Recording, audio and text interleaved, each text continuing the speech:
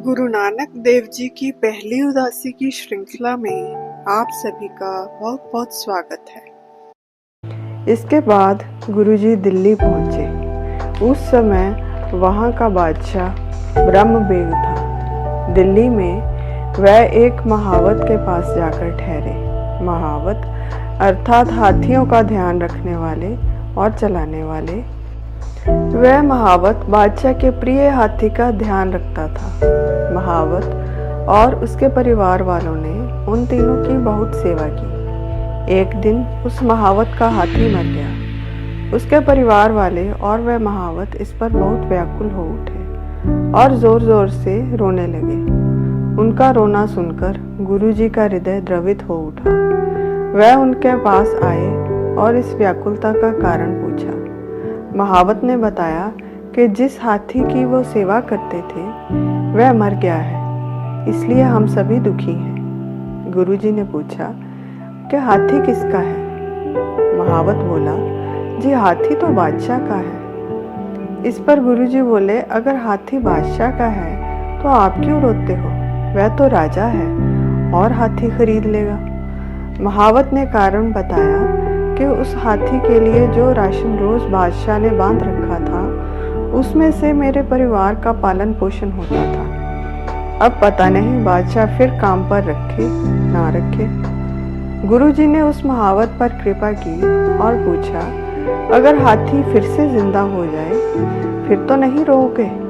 महावत बोला, एक बार जो मर जाए वह फिर कहाँ जिंदा होता है। गुरुजी ने महावत से कहा, आप वाहेगुरु कहकर इस हाथी के सिर पर हाथ फेरो। गुरुजी का हुक्म मानकर महावत ने वैसा ही किया और वाहेगुरु कहकर हाथी के सिर पर हाथ फेरा तो वह फिर से जीवित हो गया। सारा परिवार यह चमत्कार देखकर बहुत खुश हुआ और आश्चर्यचकित भी। इस बात की खबर वहां के सुल्तान ब्रह्मबेग को भी हो गई। उसने खबर की पुष्टि की कि क्या सच में ऐसा हुआ, तो बात सच निकली।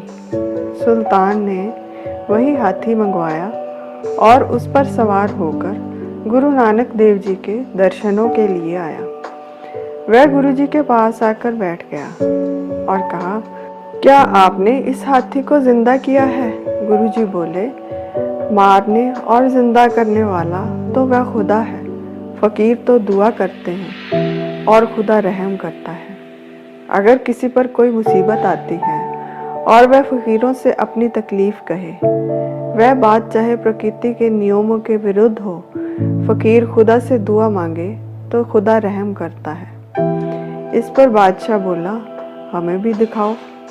इस पर गुरुजी ने एक श्लोक बोला, मारता भी वही है और मारकर जिंदा भी वही करता है, उसके बिना दूसरा कोई नहीं।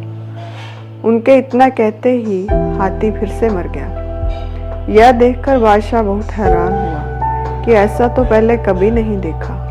उसने गुरुजी से मिन्नत की कि अब इसे जिंदा कर दो। गुरुजी ने मना कर दिया कि अब यह नहीं हो सकता।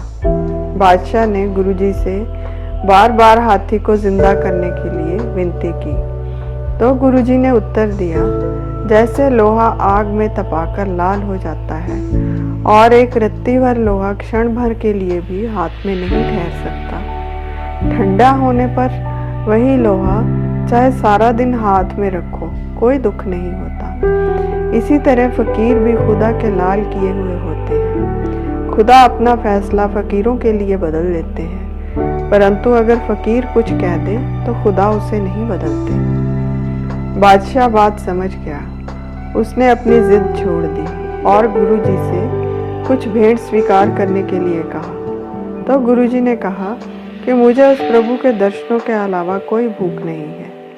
तो बादशाह बात मान गया और उन्हें सलाम करके वहां से उठ खड़ा हुआ। उसने अपने महावत को एक और हाथी सेवा के लिए दे दिया और गुरुजी प्रभु की बंदगी का उपदेश देने आगे चल दिए।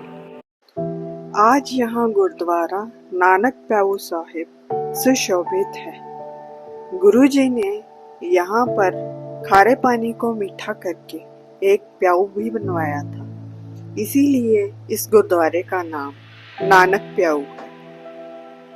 आज यहीं पर विराम लगाते हैं, फिर मिलेंगे एक नई कथा के साथ। तब तक के लिए विदा। आपको ये वीडियो कैसी लगी कमेंट सेक्शन में ज़रूर बताइएगा। लाइक, सब्सक्राइब और शेयर करना ना भूलें। अनजाने में हुई किसी भी भूल के लिए हृदय से क्षमा और मेरी इस वीडियो को अपना अमूल्य समय देने के लिए आप सभी का बहुत बहुत धन्यवाद।